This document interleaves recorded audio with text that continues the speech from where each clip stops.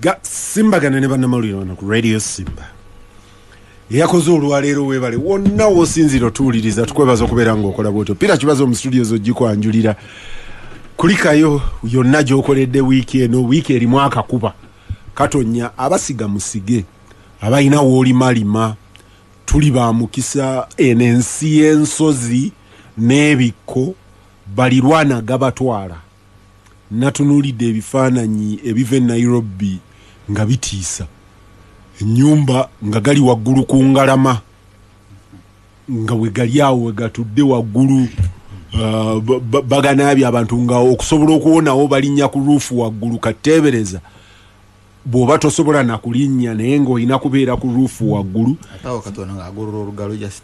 naye Tanzania gabadde gali ku streets goza nguudo naki nga tegannabeera mabi nga Nairobi ga bustinze banks naye nga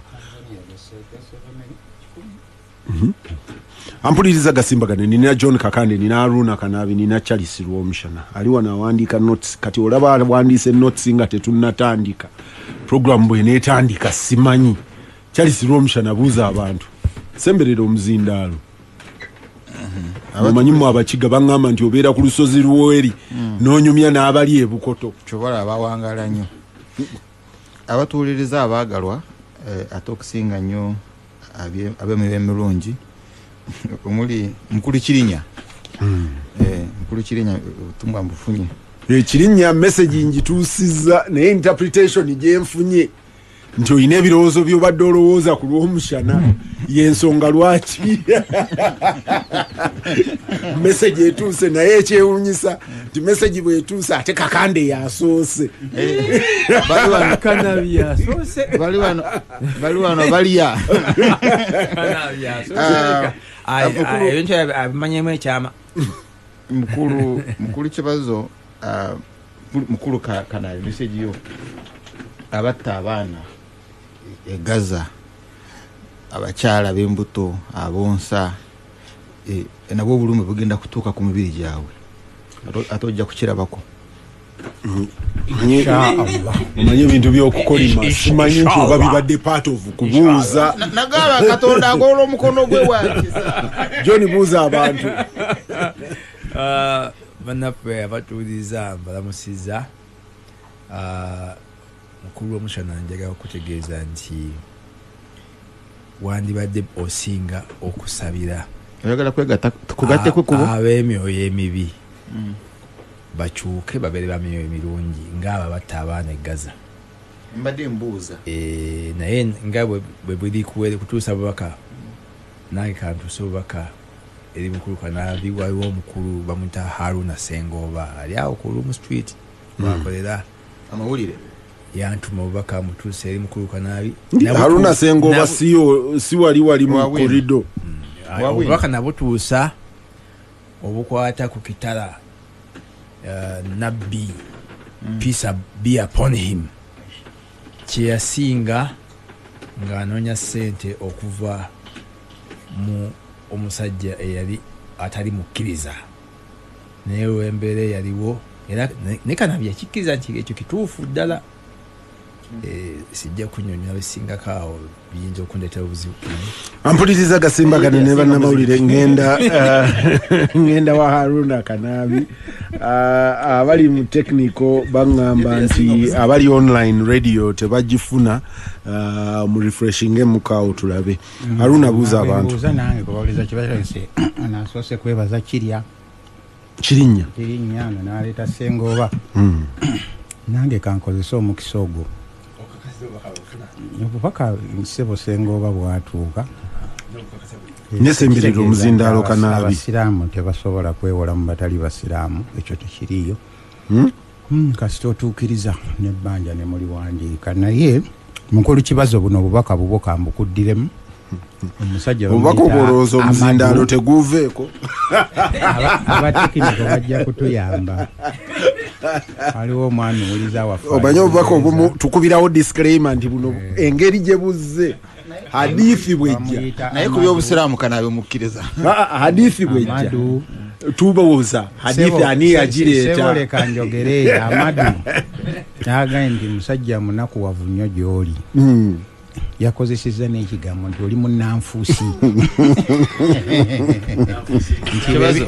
bwe bituuka ku baana b'abalala alumwa nnyo naye ab'eggaza naga nti ebyo temubyogerako n'abalala naga nti beera mwaka obuntu naye okubyogerako tekirina kyekigenda kukyusa wano era yeewuunya nnyo wano ng'aga nti ebusiya abaana bayidde naye naga nti Kibazo y'omu ampuliriza nga yagaana okwogera ku by'eggaza. Omanyi wawo omusajja bamuyita Seekalubowa bibaddewo mu wiiki alindako okugenda mu bibaddewo mu wiiki aliwo omusajja bamuyita Seekalubowa yasomesanga Islam Kololo High School naye ng'asomesa ne GP kati olumu ng'akuŋŋaanya ne baatasomesa n'abayita ajja anyumyemu nammwe kati n'atubuulira nti when we check on a hadith we check the sources of the hadith ne tubuuza eyagireeta yanywanga mukko yateranga okulimba yagwanga olubege ku nsonga ezimu yeerabiralabiranga ndi kati eyo test nga emala kugiyita nogandi byonna bigambye nedda hadithi okugirritaininga kati Kanaabi ku nsonga ezo simanyi nti avaako hadithi Harunah amawulire anti kati gwe baatumye n'enkola ne kkooti omusajja agamba Kibazo mugambi munanfuusi Samsonko eriyo bwattaka yananga nabo betuyita ba neo colonial agents tokayananga nabo abo baveeko naye byemuwulira awala byemuwulira eggaza ne wano bijja ampuliriza Samsonko USA neyanziza naye mukulu Kibazo nzikiriza ampereza ekitabo disclaimer The Man and the Machine Ford The Man and the Machine ebifudde mu mawulire tujja kubigabana ne mukulu Kakande nayo onoba osobodde oyongereko kubanga nazze sibyetegekedde leero nzizenga mu Cuba alizibe ekituli nentegeke ne Kakande bannannyini diisi taliiwo ne Siraaji yadde alina okukola omulimu guno naye mangu nnyo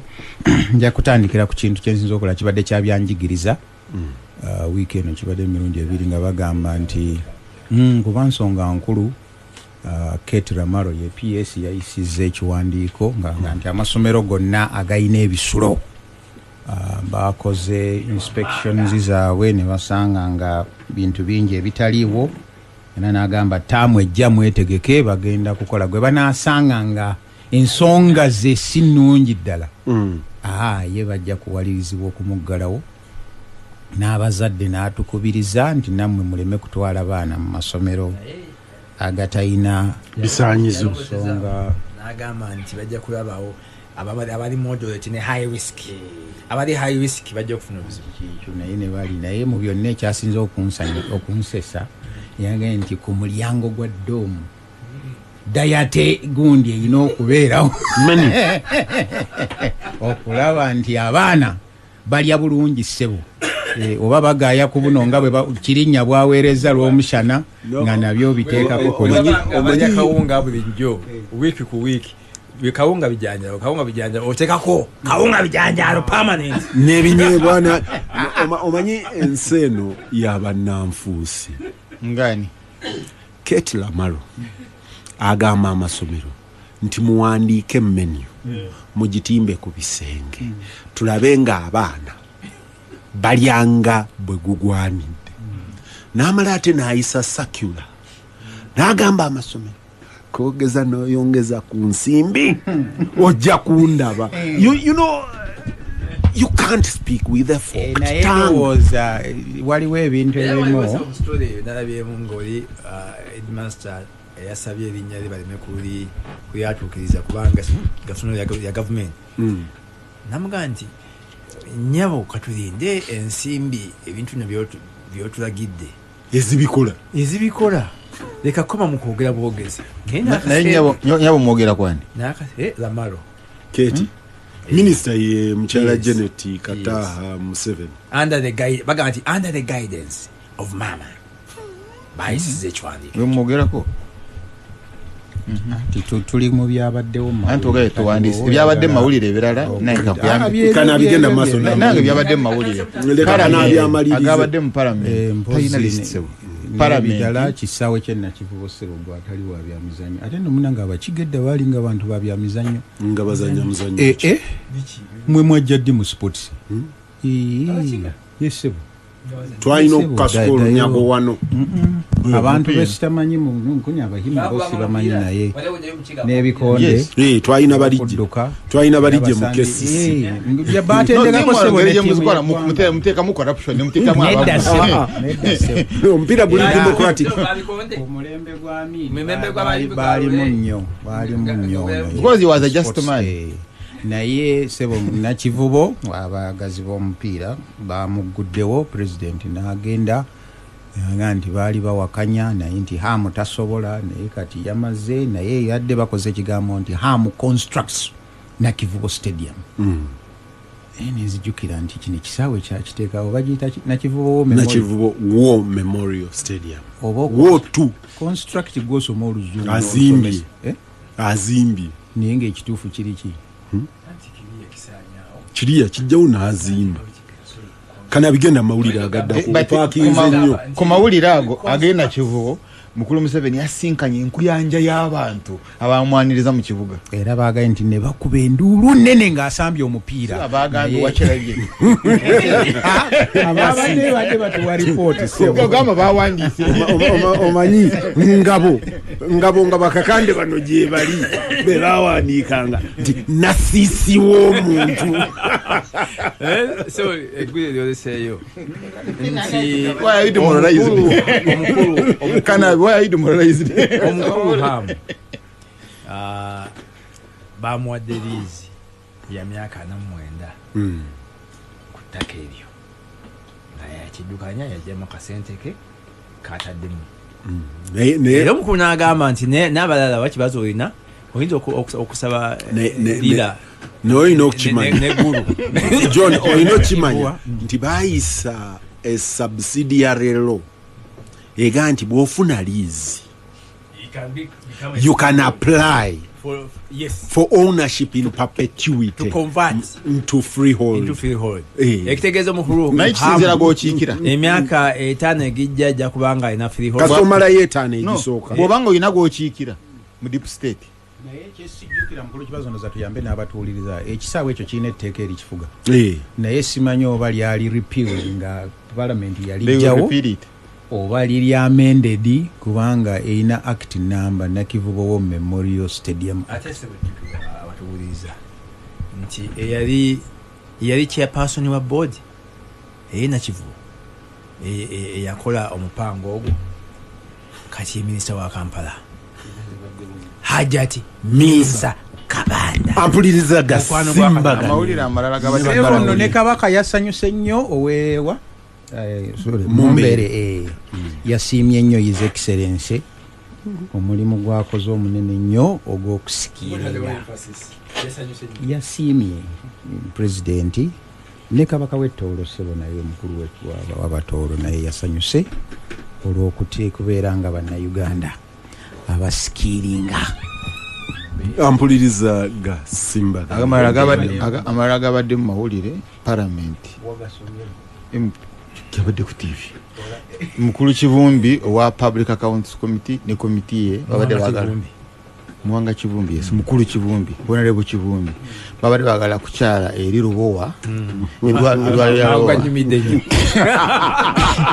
babagamba temwina byakwambala balina okumugulira esaati ekooti vesti empale n'ebyomunda naye gwe baganye ebintu yabye mubatugambye mbu obufulano tebannaba mubufuna efulano kigambo nga kikadda nnyo ampuliriza Gasimbagane ne bannamawulire. Harunah Kanaabi ayogedde ku kisaawe ky'ennakivubo. Of course kikyalina challenges ne CAF. Akyalina ebibuuzo bingi byabuuza okubeera nga kiqualifying okusambirako emipiira gya CAF. Naye wiiki ejja tugulawo Namboole. Mandela National Stadium. Awedde. Anagenda okola crusade. Awedde. Namboole. Omanyi ekisawo kya mupiira. Anagenda okola ekisawo kya mupiira. Era nga lumu. Ampuliriza wonna wooli nga lumu. Labor Day. Gikozese nga family day out. Jangwe Namboole. Jangwe Namboole. Sijja mukulu. Ejja Labor Day.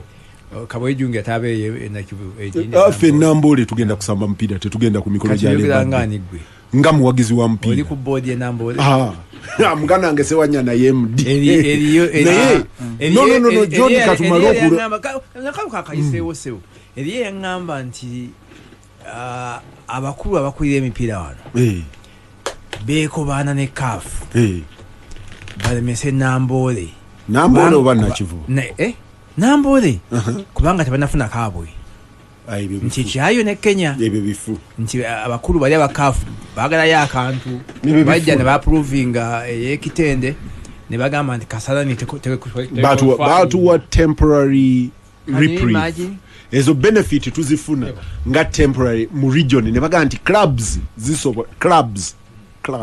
zisobola okusambira ekitende ni national team grading ya CAF John eina emitendera youth championships zina emitendera ez'abakyala zina emitendera clubs zina emitendera national team kati Kasarani eina ebibulamu era babikuwa ku list ne bagamba nti bikole ebye Namboole nabyo babituwa kibyetuwulidde ebigambo bya Kakande kubanga observer week eno yagananga nti buli mubaka yaliddeyo $1 ebyebyo naye gwe ombaka kwangu $5 byokka kugamba observer kanagamba kaba batwale alagidde ligoki bamuwaabire naye era byagenza okukakananga yuno leero alidde NFA ng'era alidde kati nyina ababaka batazeewo tetana kugatibwa tejjagattibwa naye kamalirize kino ampuliriza nga lumu May KCC Football Club egenda kubanga esamba Villa Namboole mu Mandela National Stadium mu Mandela National Stadium ku ssaawa emu ey'ekiro curtain raising game ej'okusookawo waliwo curtain raiser Vipers ayina timu jajja okusamba nga curtain raiser omanyi Muhammad Ali bwe yajja mu Rambo in the Jungle wasookawo obumacho obutonotono wasookawo obumacho obutonotono nga mulinda ennene singa nze manager wa sales wa Simba singa hivyo yatuuze eyo national cause byabadde mawulire bwe yasookawo bakazanyirizi sebo bwe waliwo Rambo in the Jungle ono agimanyi nga Muhammad Ali agende Kinshasa okuzanya wabugemu obutonotono obusookawo ne bubugumiriza bachamukirize ku bantu omukulu Kanaabi ono akimanyi bulungi kubanga Mike Tyson bwe yali agenda okuzama omanyi ono Kanaabi tabijjukira ne babondya babijjukira nti Mike Tyson bwe yali agenda okuba Buster Douglas ti wasookawo macho obutonotono banyakana ne bajja ne bazanya bamutenguta bani ne bazanya nga mulinda Mike Tyson kusawe emu Gasimbagane ne bannamawulire wano Radio Simba Peter Kibazo mu studios okugikwanjuya John Kakande Harunah Kanaabi ne Charles Rwomushana Aisha Kabanda ali Butambala Muwanga simanyi oba Muwanga agenze kumupimako fulani aneda gambutsi baina zitumia France oba Italy bwe bamala okuzitumya buno protective gear abatuwuliriza batunenya nti tusekera mu nsonga enkulu wali olabyewa kampuni gye bawadde biliyoni meka 5 negamba nti temujja kujja kulaba bigenda mu maaso kubanga tetulina protective gear abakulu abo penalty nabagamba nti nabanja yamwerijjako era amukwongokako bukumbu kabula kataagwe mu lisaffe newedde naye obvious tumanye nti ensonga eyo lwaki abaganda balina kye bagamba Rwomushana tofa ngenda kuwa mukisa newankubadde sinze moderator nti ekiyinula ennyana kiva mu kibeere kati tulina okunoonya ekibeere kya Lubowa kiri luddawa ekyo ekigoba minisita wa health kigoba minisita wa health ani mukyala gundi kuba yasookayo nekinyonyosa prime minister nekinyomoola leader of opposition nekimala kati kikutte ne munnaffe owawano naye nekikola ki nze sikyatunuulira nnyo act eri yakugaana bantu kukola ki naye oli kiki ekimuwaga watunula n'agamba Muwanga Kivumbi nalyoka atambule nga n'ebigere asiita Muwanga Kivumbi wonna gy'oli komawo Muwanga Kivumbi wonna gy'oli jangu because Kanaabi kyakukoze yagamba n'olaba baliwo nawe badduse bw'oyingirawo otya kyagamba ekiyirimbwa nkula akoome ekibwana tikibwanagwanako olaba embwa enkulu ng'etiddewo ento tegendawo kakati kyotegeeza nti Muwanga teyandi mukulu the two news ebyamawulire tyabimaze tugenda maaso nyamanya yakugata kwekyo ekyamuwanga ne penalty nti era penalty omukulu Kabushenga yawandiika ku social media weekend game nti basalawo gupu yasalawo okwongera sente z'emmwanyi mbu Kasayija n'agezaako gamba ssebo bamale kutuwa accountability eri mbu omukulu n'ambogolera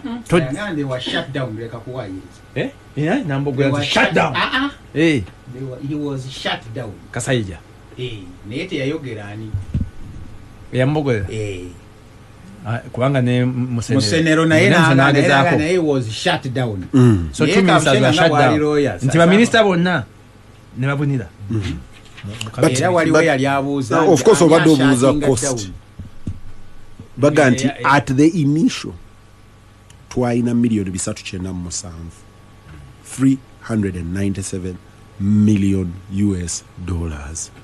nga zakuzimba ddwaliro eri Lubowa. Of course they've been comparisons transfer they've been comparisons olubereberye baali balina shares ne Finesi Roko nga Roko alina mutaano ku 10 okuzimba Roko ne bamugoba ne bagenda ba negotiating naye yali manager kubakoza amalwaliro ag'enjawulo era bw'omutunuulira ayina Sudani ne Italy ozanawa but oza Finesi onayo yali Sudani penalty ne waliwo kanja ita Finesi ne of course eriyo omulale yali abuuza ennaku zino ng'olyaga nti why should even government be bothered about investing wawo omusajja mu Taki Mwarabu w'ettaka naye yajja kuno okuzimba eddwaliro and actually akyakaayana aga nti awuwe mwawa Lubowa mwasooka kusuubizaawo ye ne mumugaa nti waawano yali ayogedde ne first lady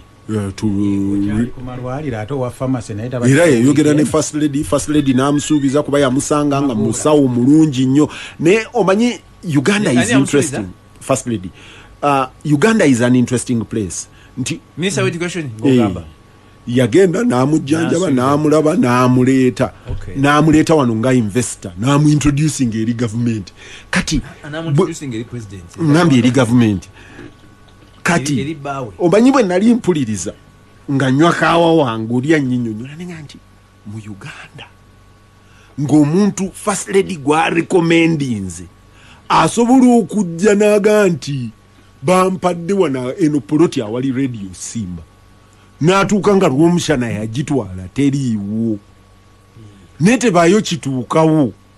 Uganda must be a very interesting country. Di oli ayisawo investor first lady gwaleese welabidde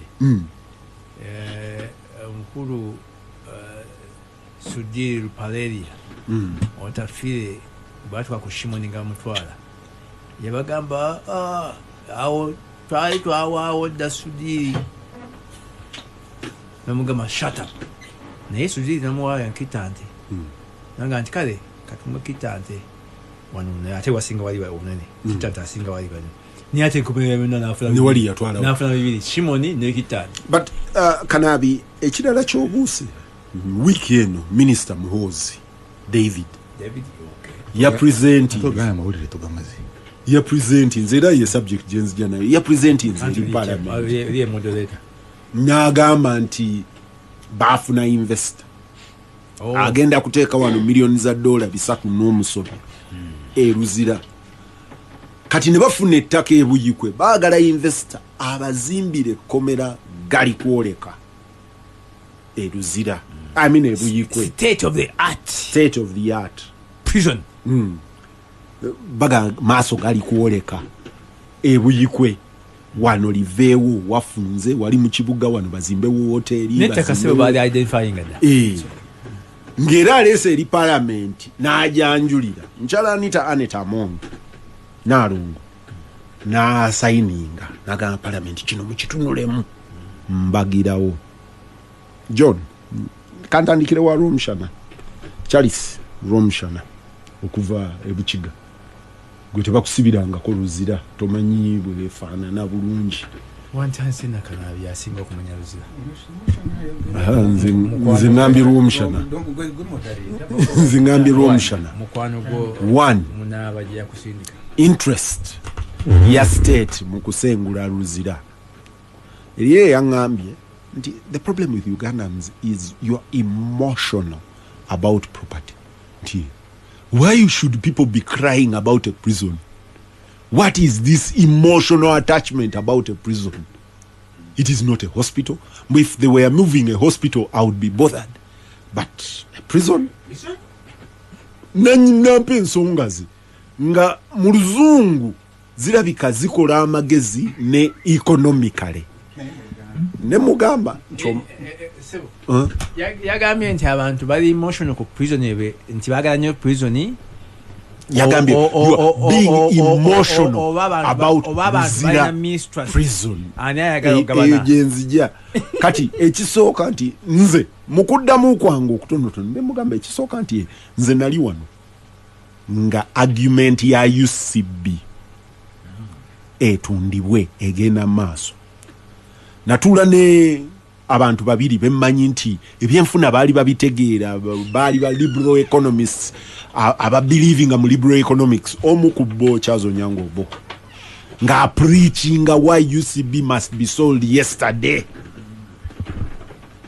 ne muwuliriza okubiri mukama wange Sekalala Junior yanga nti it should not be sold, it should even be given away yesterday. But twamaliriza process. Yes, of course. But twamaliriza process. I never met Onyango again on the same. But of course I met Aga. And the process was so shabby that Naba Wagira to dispose of it, I am sure would not want to come near that process. Tubade wanonga foods and beverages again. Near the most recent yali Shimoni demonstration school ne teachers college atuga nti wano Al Wahid agenda kuzimba hoteli gali kuoleka gamulengejja. Al Wahid, I am told, yasindika abantu bentebe ku airport nga bamu winning over International Conference Center jawera bine nzija bwe batuuka entebe ku airport ne batunuulira traffic ayingira n'afuluma anti sorry fete tutuuse tukomye wano twalina Taufik abatwala International Conference Center okuva e Libya Furati batwala International Conference Center ne Serena okuva e Libya nebagwako mu kkubo Tunisia nebagwako mu kkubo sebo kankujukizeyo katono nsonga eyaba Tunisia Furati nga omukyala Narongo Speciosa Wandera kazi we atwala Ministry of Tourism yagaana okussa omukono ku ndagaano eyali ewa Abatunisia hoteli naga nti bano bafere sijja kusayininga omukulu mukama yamuyita amusaasire Joash Manja Mkangi nabisayininga nga Minister of Finance agandi era okuva olwo president n'akola n'akyusa mu regulations naga nti ebitongole byonna bigenda okutundibwa biri under divestiture biri transferred under Ministry of Finance tebikyali mu ministries ziri kubanga bali abamu tebalina vision. The long and short, juzi tubadde wano nakawa naggulu ne baga nti tugenda kuzimba estate ez'abanaku ez'abagagga grades zonna kati wano we twogerera abantu bali mu kukaayanira poloti yani at least ekiriwo the other side ndaba His Highness the Aga Khan azimbyewo eddwaliro His Highness the Aga Khan azimbyewo eddwaliro wano ekittante ku baziyitanga senior quarters ezabanga ez'abasawo ne bawawo omukulu Sudiru aga nti agenda kuzimbira amagye head office Mbuya nga buli ka office CMI gagenda state of the art kalina okuba kali state of the art sikatuuka konze kalengerera wala wali oyingiddeyo nkalengerera wala nayingirayo kose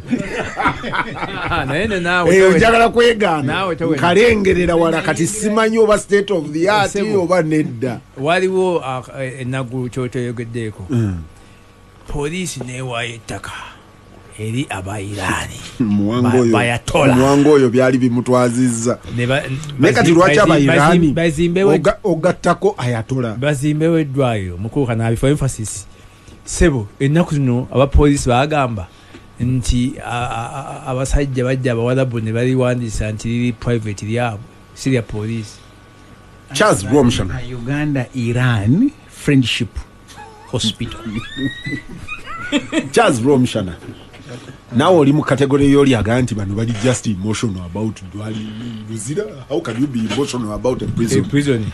Which you don't want to do. Yes, where you don't want to be taken. No, there are two things. Nyizo kubatwalayo.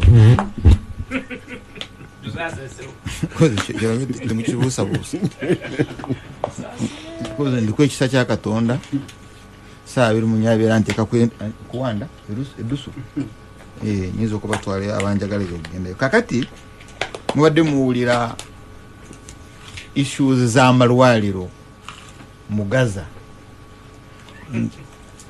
nga issues z'amaanyi nnyo in Gaza nga etandika n'olutalo kyeyasookerako okumapinga where those hospitals before we even go for that logic jebaletanga logic but bwolaba mapping yonna ey'okulumba Israel y'okulumba Palestine ate nga bakozesa amaanyi mangi nnyo the military maneuvers. I don't know how many divisions ze bali balumbisa but all arrows zali zigenda ku malwaliro. So what is in the hospitals and Israel? That's point number 1. 2, chichi ekiri mu malwaliro and Museveni, because ayina ebintu bibiri, ayina amalwaliro ayina amahoteli byolaba byayogera ku kusinga. Bw'okitunulira wano kumpi ogenda ku statement ye ey'okuwumula, nja kuwumula naye teyagamba agenda kuwumulira mu nte. Agenda kuwumula as an estate manager. Kitegeeza ki mu Luganda? Bwekivunula obadde oyogera lulimi ki? Obadde oyogera lulimi ki? Ogw'omanyi Oluzungu ate omanyi n'Oluganda. Gw'obadde oyogera lulimi ki? Oyagala nga toyagala ojja kukivunula. Estate alabirira mayumba. Very good. Alabirira bizimbe. Sirowooza nti president ayinza okuga nti agenda kubeera estates manager. Wabula agenda kubeera manager. I'm talking about okulabirira. Nja kuba nga ndabirira ebizimbe estates. ebizimbe kakati tujja kumubuuza now so bw'otunuulira Luzira gye basooka okulumba is butabika first and foremost bw'oba ozimba ekibuga naye ng'ekibuga ekyo osuubira kijja kubeeramu amakolero industry olina okukibako byokiwa ekisooka is police what you have the central police ekyokubiri olina okukiwa courts like this one baali bakiwadde high court then ekyokusatu olina okukiwa ekkomera eryo nga liri kumpi ne kooti and bingi ebiri awo because olina okutambuza abasibe their security wamu n'ebirala then costs then two ne kooti eyo eyina okubeera kumpi n'abantu because it's too expensive ekyo nakyogerako ne Mr. Ogola nga banoonya commercial court kizimbe kya commercial court bali bagenda kubatwala Nakawa you remember where there is high court in Nakawa and the judgment ye nagamba tuyina okufuna ekizimbe but within the city because clients baffe baloya tuyina okubeera kumpi nabo so in an urban setting bw'oba ozimba ekibuga nga Kampala kirina okubeerako ne kooti kumpi now so therefore Luzira bw'oba ogamba nti ogyewo Luzira then oba olina okugyawo Kampala so you cannot say nti otwale ekkomera eryo olutwale Kayunga kugaliraaya then what do you do with abakyalira abasibe what do you do with baroya abayina okubeera in other words costs to the client because other than capital offenses in emisango ya Nagomala ba government eterawo bantu baroya bw'oteeka ku kibazo omusango akatubwa kibazo kweguliwa okay ogw'olugambo bw'ogumuteekako yalina okweteerako looya yalina okwesasulira looya kati bw'ogamba nti looya abeere nga amukyalira galiraaya awatali na ntambula that means all costs will be to Kibazo then of course olinayo na issues of medics eriwo balemeddwa eddwaliro we liremwa mulina okubeerawo ne referral hospital niye mutwala abasibe so batwala Butabika hospital ettaka lya Butabika hospital kati abanyaga ettaka lya Butabika hospital bamanyi nti omusibe omulwadde w'omutwe talina kubeera mu bisenge they know it bw'obanga abaleeta bakimanyi kale no bakimanye balezeeyo naye olyaga abashazi bitaga ettaka eryo lyonna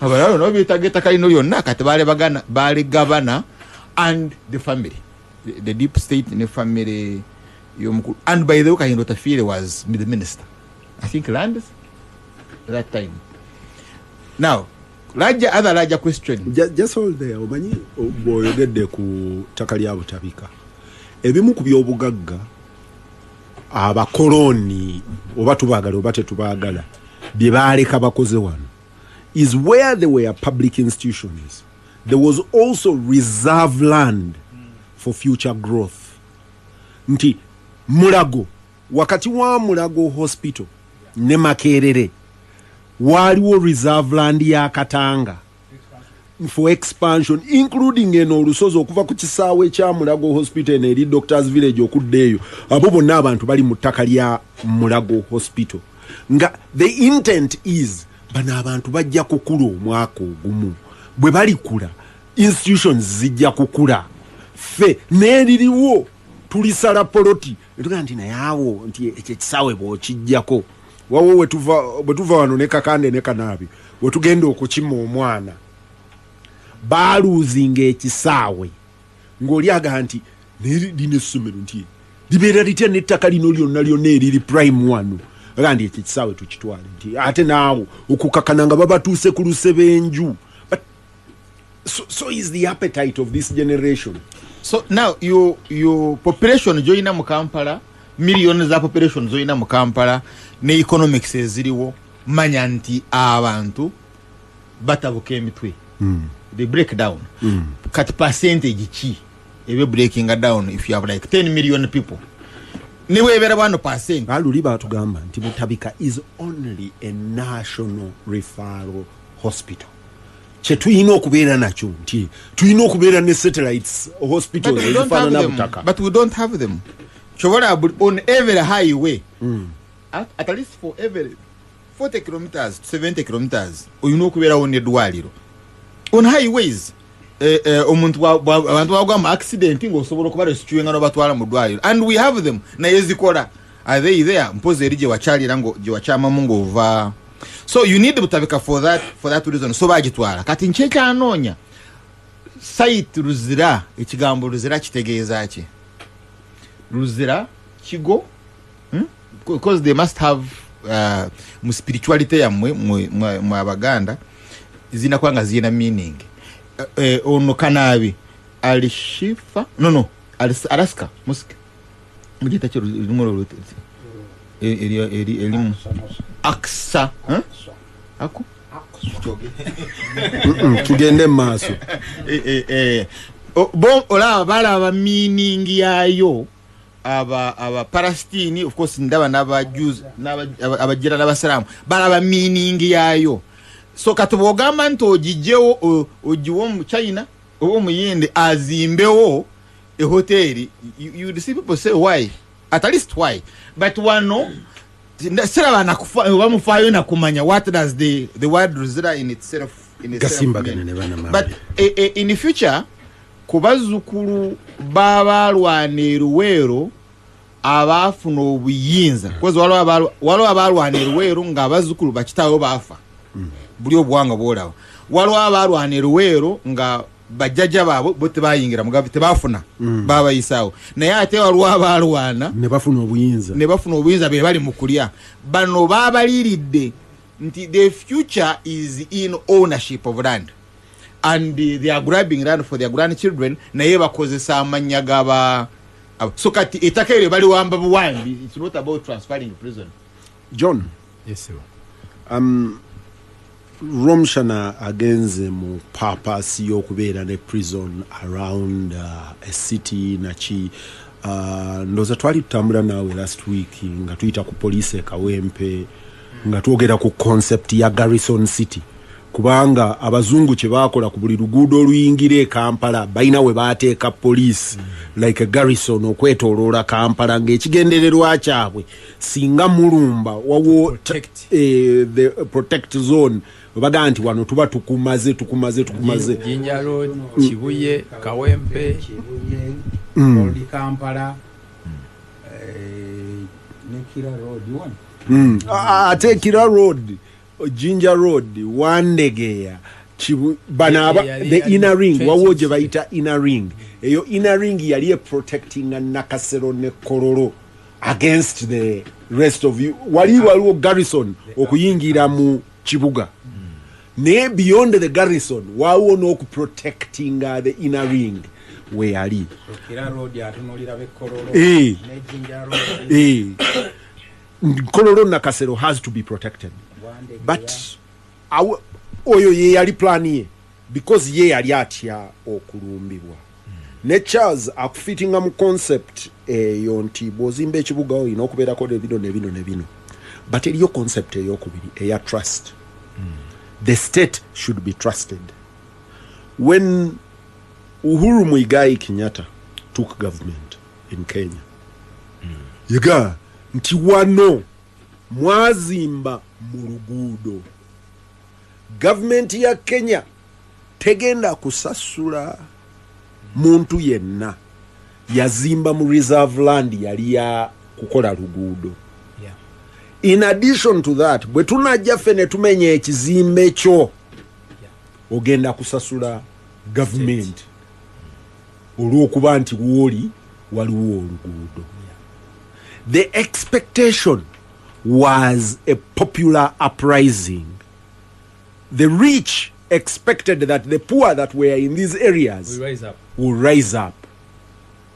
Because the level of trust at that time in the government was high. Abantu batandika okusengula makeshifts zaabwe. kasita abaavu baasenguka the protection y'abagagga neevaawo n'abagagga ne bamenya ebizimbe.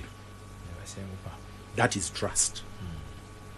John Pombe Magufuli bw'akwata obuyinza Tanzania n'agamba nti company X, company Y, company Z mwabba omusolo gw'abannansi mbaggaddewo. The initial whipping was eno company y'abantu baawana abaswahili quote unquote Tanzania eriyo community gye bayita abaswahili nti obalumbye. So the expectation was this community would rise. The community detached. Musajja ono atuyambye abakwateko. Era the population detached neewaayo. Where is that trust here? Ono lwaki buli kyakwatako tukuba nduulu? Okusookera ddala gavumenti yamu kuba eri gye watandikidde Nakivubo War Memorial Stadium abantu bandigambye nti wajjewo ekirasha kyaffe wekyali kati ozimbye gali kwoleka. By the way, natona agenda ku War Memorial. What does the word Kivubo mean? Ekivubo. Ekivubo. Sajja nnyo genda mu argument ya mukulu Rwomushana eyo nti kino kirina meaning, kino kirina meaning. Kubanga because they are eroding your culture. Kubanga era and the other one who is doing it is the bagamba nti Kampala yonna zaali ensuku. Naye kati tulina bizimbe. N'olwekyo tuyinza kugamba nti bandi lese Kampala ng'ensuku. Time ekyuka ebimu nabikyusa. Naye obuzibu buli luddawa. Obuzibu obuliwo nti gavumenti ya President Museveni abantu tebakyajesiga. Omenya ebintu bingi abamwaniriza ebitwaliddwa mu ngeri ey'olukwesikwesi. Bagamba kino kigenda kukolebwa naye abantu enkomya byonna ng'ebivaamu birala. Nsubira wali obuzibu kati by the way tebatandikira ku Luzira. Target yasooka yali Kigo era mawulire gawandiika nnyo New Vision ebiwandiikako nnyo nti bafunye dda nankani site empigi nawanawa. Naye bagenda okyetegereza nga kigonzibwa okunyaga. Lwaki? Kubanga ttaka lya Kabaka nga liriko nnyiniyo. Abagamba bunjewe prisoner mwe mumpita kalya. Kakati nga argument gy'oyinza okugamba nti ojjawo oteekewo wahu azimbewo teriiwo. We wabadde ne argument ku Nsambya police barracks. Baali bamaze n'okufuna developer ng'agenda okusengula Nsambya. Kakati obuuza by'abasajja sebo nannyini wali waggulu wali n'agamba nti abange nti mwe mubanga papasi yaliizi eweddeko. The contract says revert to the owner. That's the raja issue I'm raising. Wabagenda okunyaga wona nannyini n'alabika baleka kati otegeeza wali tebalina nannyini. Kakati mbe bammwe bannayuganda ensooka ddala kati omanyi Rwomushana kamugambe nze jjajjange bwe yakayananga ku munnyo gwe enjogera eyo yayonoona Abaganda. Omwana ayonoona omunnyo gwange aguyita gwa Republiki. Kitegeeza ebya Republiki tebirina relationship naye. That detachment from ebya Republic to byange is where we have the biggest problem. Kati ekyokubiri bazze ku Luzira nti kati of course byabasajja mu prison takyayogera ku Kigo kubanga bakizuula nti oyo ajja kwa muzibu nnyo okunyagulula. Kati nagamba kati emu ku nsonga yavaayo nti naye abange eriyo ekintu kyolaba noga nti okay Kibazo ono abadde mu bintu bya radio ne TV abitegeera era bagamba nti agenda kola TV radio baki yani oyo alina track record. Kati munnange naye oweluzira gwe bagamba naye alinga peneti ku mwanyi nti takolanga mu bya mwanyi naye asobola kubanga munywi wakawa alinga Kibazo ate muzungu amanya akatale gikali onfuna. Kati bagamba nti oyo omukulu oweluzira gwe agakuliwa simiwa ali mu faliso simanyi ali mu ki bintu ekikanga ekyo buli twevyo indowooza kakati naga nti agenda okuzimba hoteri gali kwoleka bwe tutunula nga alingo neyazimba ya naguno gujwaya owulayo emikolo bwaya hotero eri mu katale kirunda yagiteeka ku nyondo alinda baguzi. Okimanyi nti now that's when they are not going to do actual transfer. Nanyiniyo yenye agitwale ligabe kakati waliwo question mark ku oyo ayagala okutwagala okujiwa ojiwe mulira ate kankuzeeyo nti waliwo n'omulala yajja naga nti ono omuyitirivu amanyi nnyo agenda kukola ebijimu sectorolo agenda kukola kino ne president n'agendayo munnange basengula abantu mu byalo n'ebyalo. Ennaku zino kyayimba nti omusajja bamunyaga nnyo n'agwa Abaganda banyazi akachina bamunyaga ate bamunyaga bamanyi Katonda gyali alibabonereza n'owulira president ng'akolima president yakolima yakakida bulungi esatu ena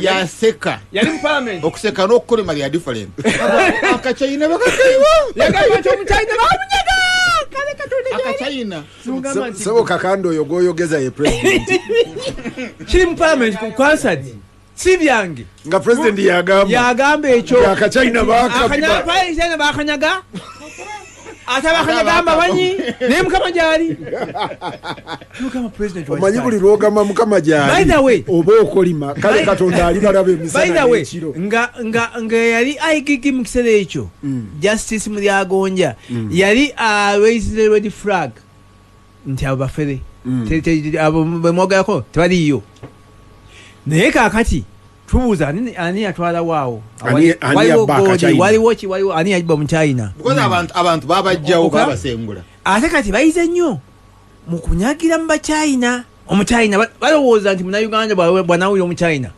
agambe nti owaayo omuchina nasente zimpingi ejja kumwagira azimbe damu naye kyensonga lwaki abantu balina okwekengera ebintu ebyo nti ebikolebwa byonna ekigendererwa si kubanga baagala ku developing awo ne point yaleese ono nkulu nnyo abazungu bali bategere myaka 7-6 egiyise abazungu nga bateekerateekera eggwanga lino eri ebintu byakola nga obiraba biri weewuunya bakoloni ab'emyaka egyo akuzimbira Garrison City n'owulira polisi ne wano ntaddewo kino yajja n'akola bus terminal n'akola railway terminal n'akola ne taxi terminal nga byonna biri mu proximity byalo ebirala biri by'oyalabidde ne landing strips ekololo nga planinze ono wajja ku train n'alinya taxi biri within the proximity banaffe kati ennaku zino byebasobola okutunda batundako nankani balekawo taxi terminal bakaleka waako kubanga waliwo akenzizaabwe awo walina okuyitawo rail ng'eri planned. Nzijukira ku mulembe gwa Sebaana Kizito nga batuuza meeting baali bagiyita land use and something meeting ekkirize omugagga azimbe w'ekizimbe mu line eyali eya railway. About Kalerwe manyi bagenda naye kakati bw'ogamba nti okay kubanga nawe the minister kasya nankani uno yalinga wa internal affairs rubale womulamu tasamina omujozi gwe gwabuze namugambye misa agamba to bayeko nankani rubowa ono kati bacha ino gende China bamutungira akafulano kagendera mwerubowa misa yagambye nti bazimbira Luzira yali ngeri high street nti naye kakati abantu baencroachinga nti namba yali ntono nnyo yali suppose kuba ntono nnyo kati namba nene nnyo mmwe mwina capacity okuzimba tunula bazimba ejindi ekiralya etwala abantu omeka bazimba ekkomera ndimanyi bwe baba baali baagala okugicongestinga Luzira wandirowooza nti baalikoze gali kwoleka ekitalya bwe banyaga wano nono babasiza amayinja okumpi amayinja ago nsubire nti abantu tebayite wansi okimanyi nti waaliwo remand house wano nange bakiseka kati waliwo kakeedi omusajja actually n'okugaba remand home the concept was gwe bawaddaawo agenda kubazimbira yagenda nakasongola nasimbayo akakomera yagenda nakasongola besi gye bamutwalayoko nebamusibirayoko egindi nti abazimbira kale luddawa kantu kali awo bwe kati mao bamusibirayo mukakomera ako munatutte waneeno value nono kati noga nti okay bw'onootwala ekkomera ebuyikwe kubanga ekkomera lirina watukabawo infrastructure endala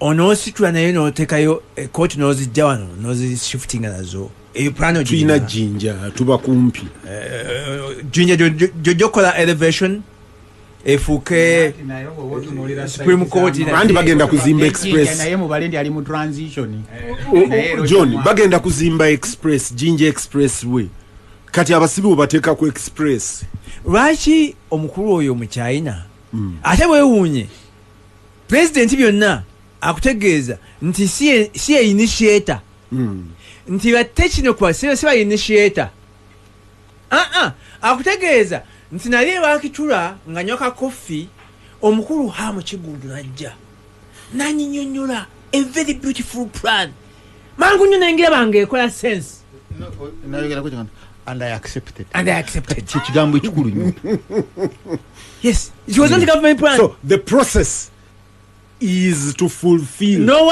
I accepted no weluzira I therefore direct sebo no weluzira si government plan si plan ya byabashaija si plan ya Ministry of Internal Affairs akutegeeza omulimu gwa byabashaija China ya justifying na nti you know that you can make a lot of money here ngo bino bijjewo be prison in other words olia alese concept ya hotel yes and at Luzira land yes. So question erinti which one was the most critical? Is it the concept of the hotel? Because do you know kutunira which kind of hotel is this one? Chenewunya nti CPS eri dilapidated enana mabati ga asbestos ne Ginger Road John nakunyonyode concept ya Garrison ne Kibuye yes tewana bawo China agiraba ku presenting concept of a multi-purpose grand hotel. To develop a concept, must you first see the land? Oli makati ga Gasimbagane ne bannamawulire. Ebirowoozo by'owulira mu puroguramu eno si bya Radio Simba n'abagiddukanya wabula by'abantu kinnoomu weeyongera okuwuliriza. Gasimbagane ne bannamawulire wano ku Radio Simba. Peter Kibazo mu studios ogikwanjulira John Kakande, Harunah, Kanaabi, Rwomushana ne Muwanga Kivumbi. Yunusuf Kasirivu.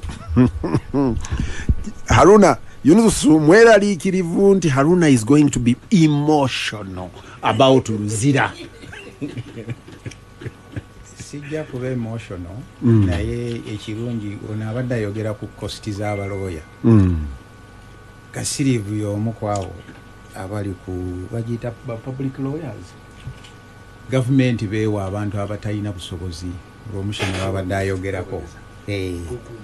Naye mugamba akuweereza sente mmeka ze bamusasula kuba ayinza okuba nze bamubalira olunaku oba nnusu kenda nga kuliko ne transport n'ekino oba omusango gwonna ne bamuwa emitwalo 9 agambye nti mu mbeera eno Kati. anajjanga mu Supreme Court oba Court of Appeal oba High Court we bagizimbye ejjinja ovaayo ku 4 am osobola okutuuka naye ate ne risks eziri awo ez'okutambuza abasibe okuva eyo yonna nze ate ndowooza oba otunuulira security ate eyo ngazi nnyo okusinga naye nga tuvuddeyo eyo mukulu Kibazo Kakande ono ekintu kino yakisinga okukinyonyola eriyo omulala alina proposal aga nti business efuna Charles onoomufunira appointment nti ayagala ku privatizing the prison system ye yaba akola prisons on behalf of government. Eyo proposal naye ebaddewo naye Abangereza bagikola nebalemerera kubanga byagenda okukkakkana nga abatwala zitenda nga ate balemereddwa n'okuleeta abasibe mu makomera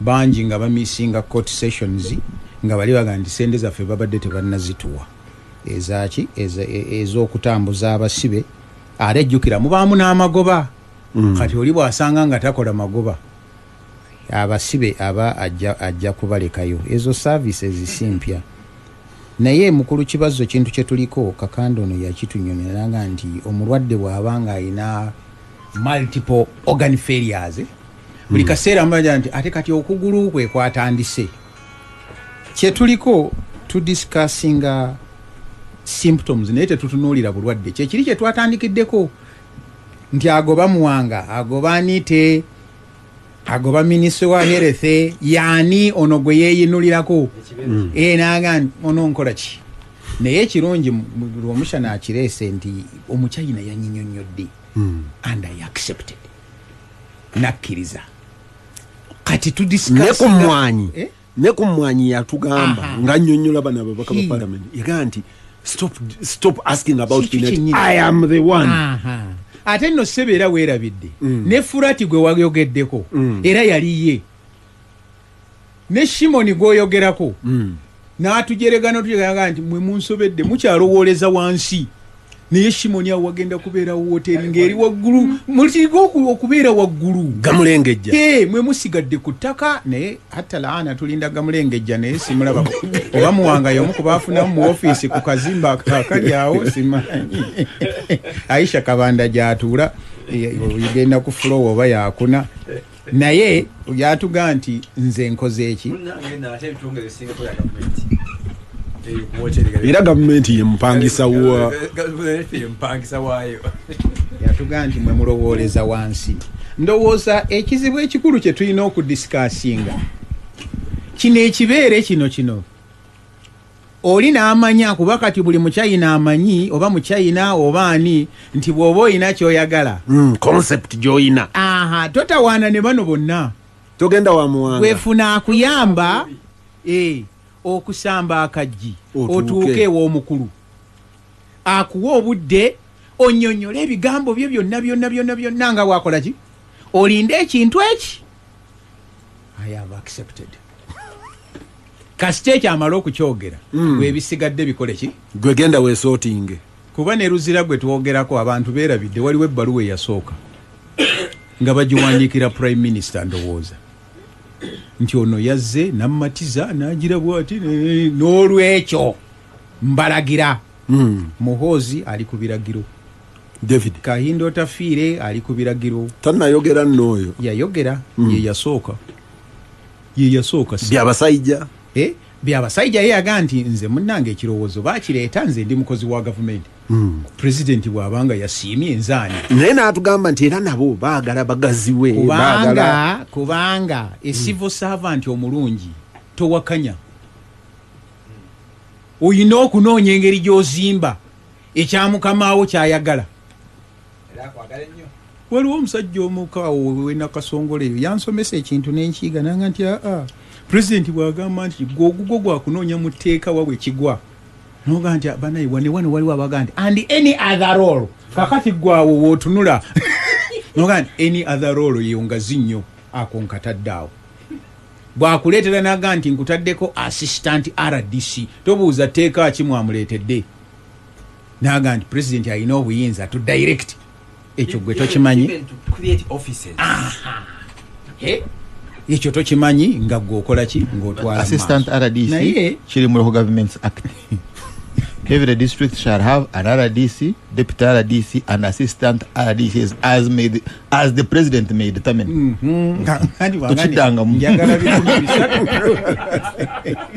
Njagala bikumi bisatu ng'akola ki? Negobye ensimbi yesterday. Kakati mukolo Kibazo oluzira gwe tudiscussinga bye bimu ku ebyo ebingi bye tukoze eki bye tula naye nga bwe tuga nti buli kiwundu tukitunuulire nga bwe kiri tuyina okunoonya ensobi ezikoleddwa tezigenda kukolebwa ku luzira ono justification ki gyatuwa eweesaayo yiika 206 justification ogimanyi nti agenda kuteekawo international conference center ngeri emunyonyo nambo ziragambe okusinga ku record zaali bina plus yeewuunya ebiri zaguddewa namboze yeerabiddemu katono quality chemicals yakunyuulako etundutundu abo bonna bali kuluzira prison waliwo n'abalala wena ku women gye baasooka ne bajja nga bagiryako ate n'ennyanja ebadde ejjeegazibwa ennyanja era ekyaliyo kubanga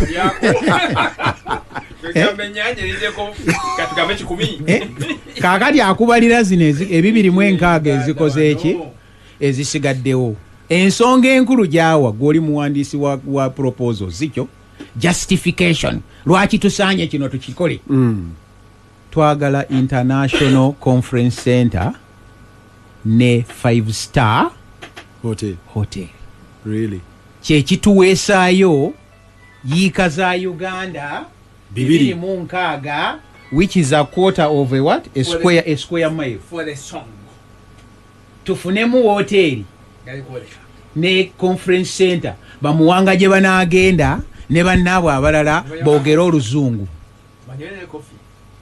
kokiwulira sebo kaakati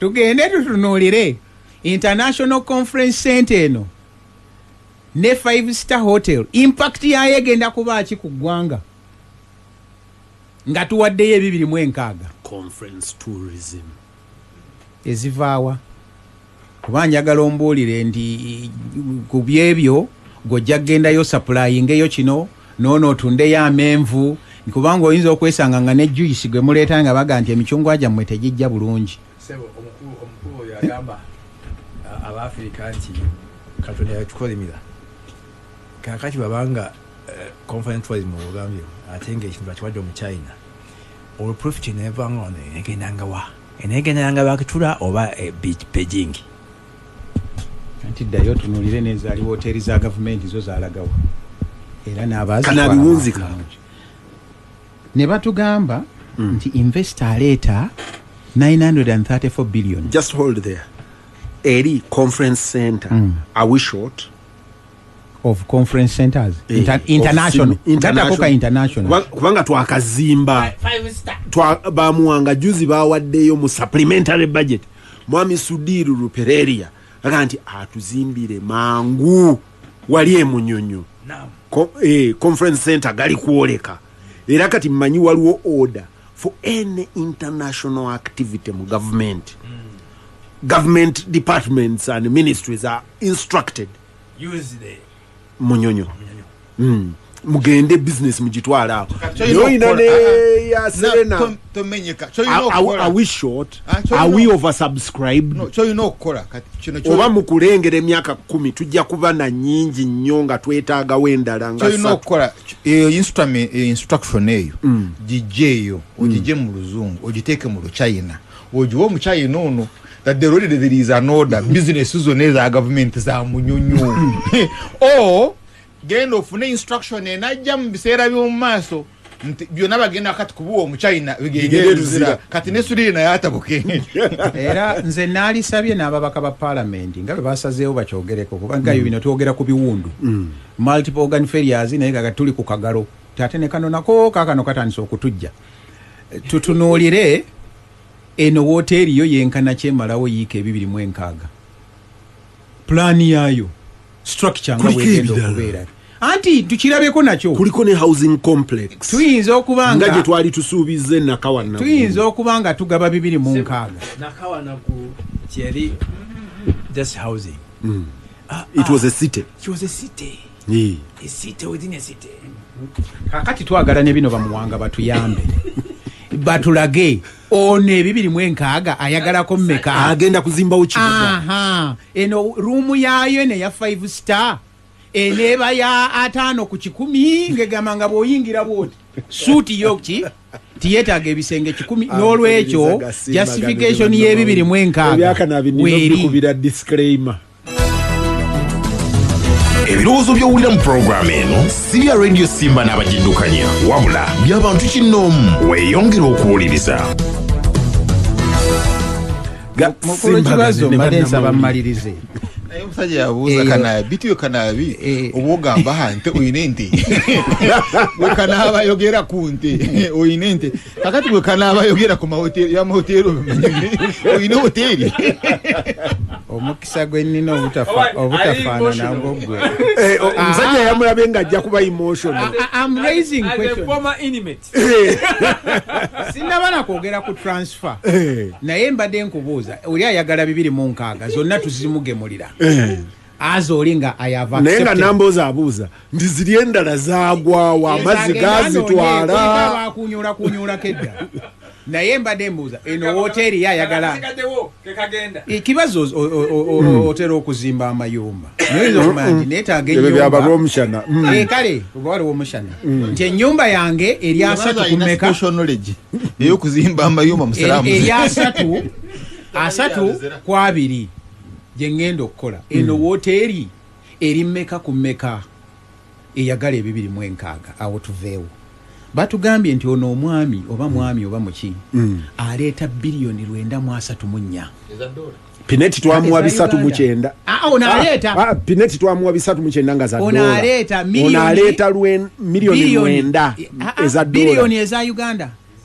Miliyoni 2 mwana mu 9.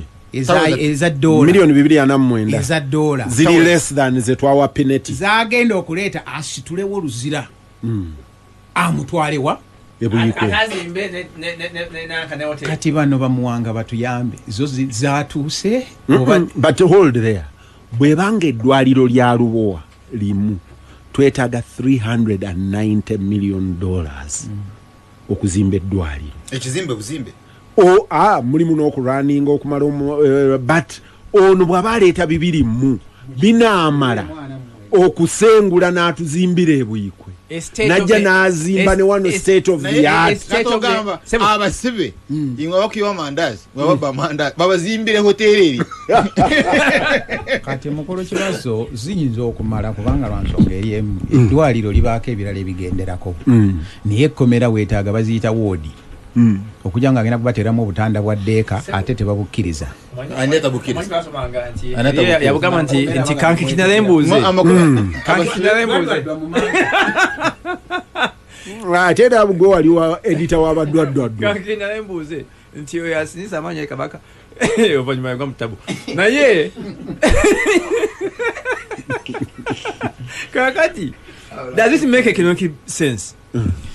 Nti ensimbi zojja okuzimbamu a state of the art prison ne state of the art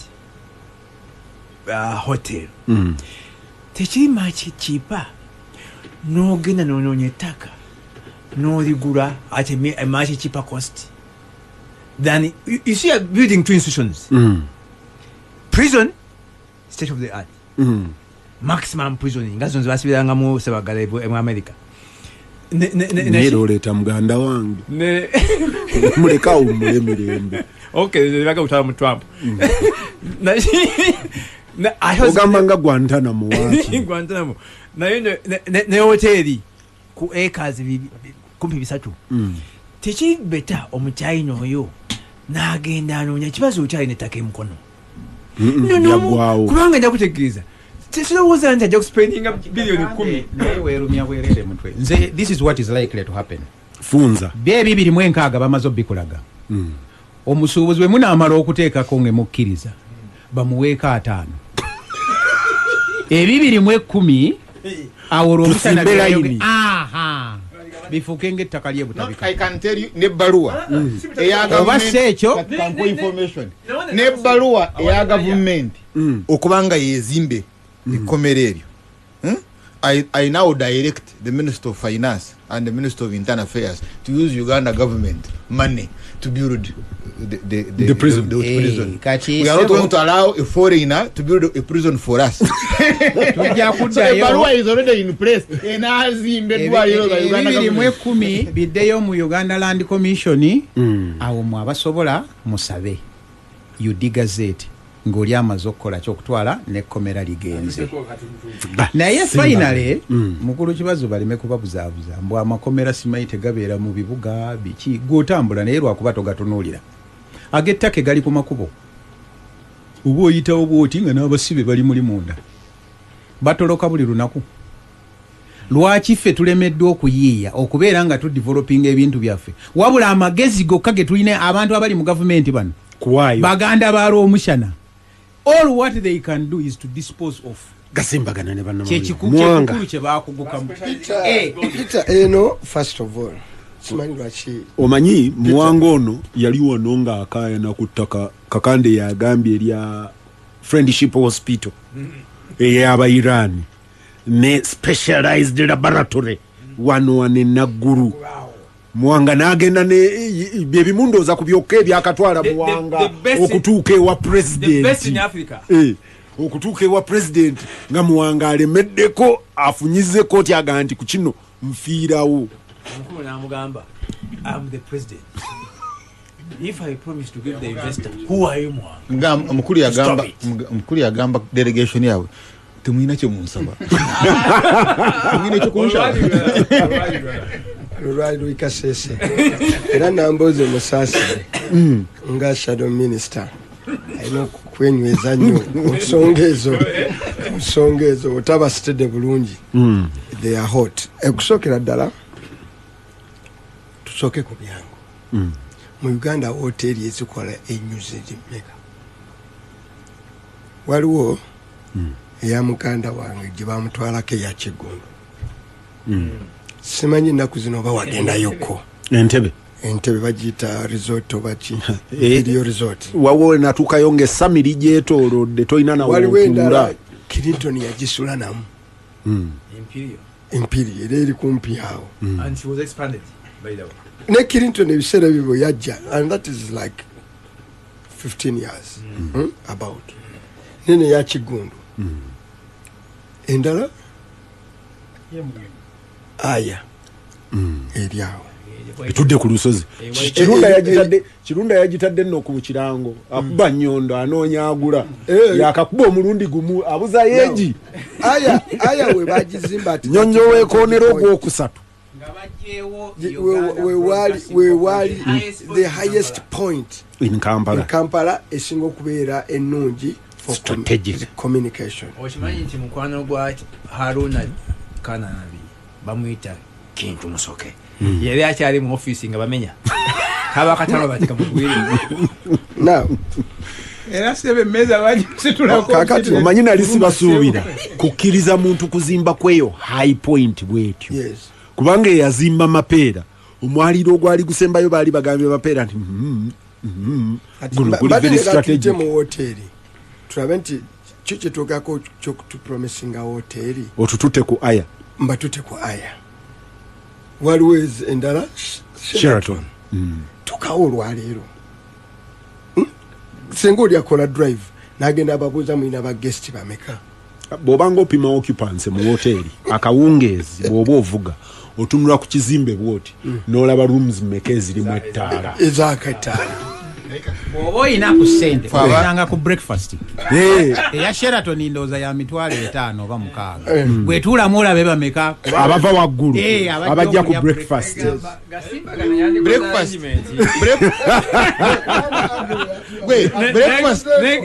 y'emitwalo 6 nga Kanaabi ovudde wali ewo ku bypass ogende Sheraton okufuna breakfast y'emitwalo 6 nga waliwo ekikomando. You need to be investigated. I hereby direct the moderator. Arrangement. Gasimbagane breakfast. No, to confirm. Ekirala ky'omanyingako nti oba hoteli erinayo kipanse oba olweggula efumba ddina buli namba zo ezibeera wansi baga kati tujja kukola alakati kola odayo tetujja kufumba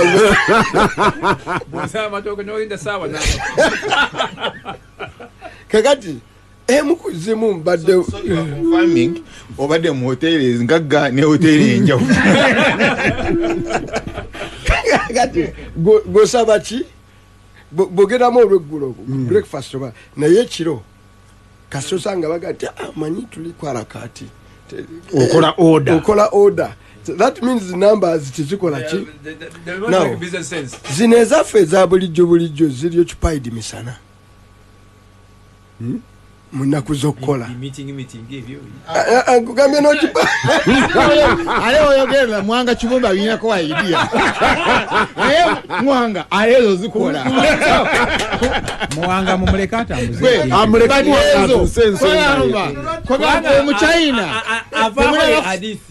omuchina temuna bakukitegeera ekyo yakitegedde watabamu yako atuusa abalunyo kati omuchina agenda kusikolera hoteli ezaffe ezemisana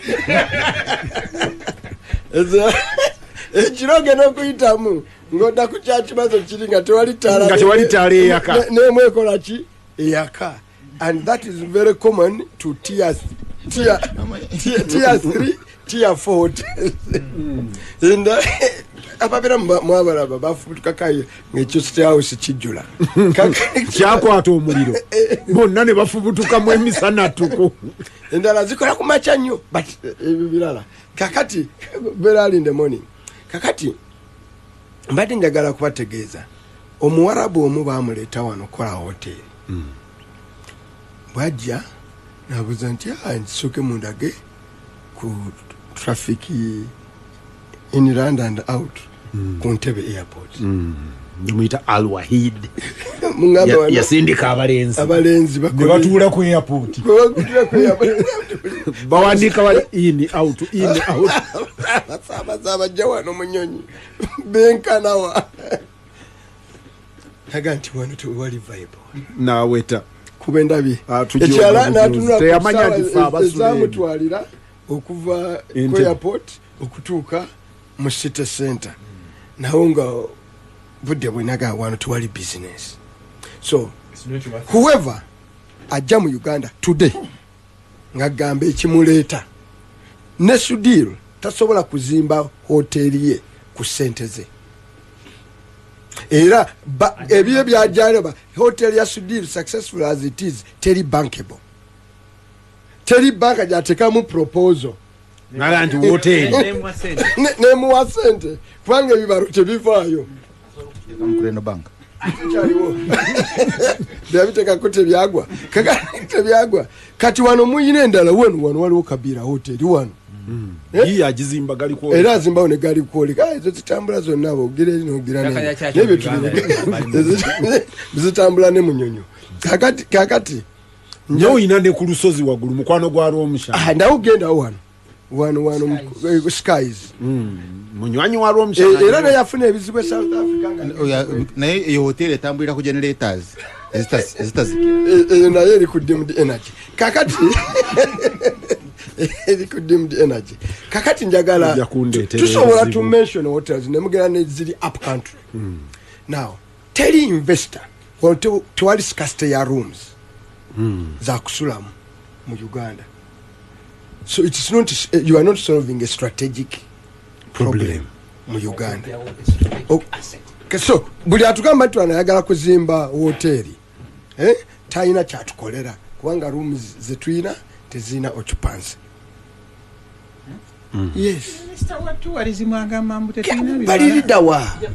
you ask anybody who runs a hotel whose proposal is this proposal si ya government tugende ku kyo oli aleta proposal and I accept tugende ku kyo kubiri nti Ruzira land ekaze 10 bimeka 206 senga mbisalamu ne mbiteeka katale olwaleero Ruzira biri mu sente meka ike mwemwe ye Ruzira land yoka nga sigenze bulangi nenzijjawo ki prison kyaffe tugaka ne tukiwa wano Kasulu oba kati ani kati chandetero Jomai nduga Jomai kwata kubamu line kubamu engudo bikalala ate wali atano ku 10 walina abazi ojama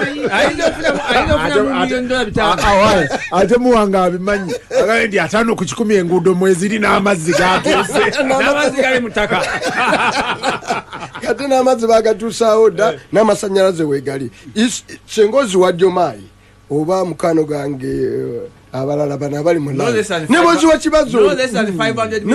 wa kibazo ono n'omugamba nti omanyi twagala kujjawo tukubemu eka kati that's why gobadde obuuza lwaki omuntu afiira ku kino natagenda ku kya market kino kyabalalu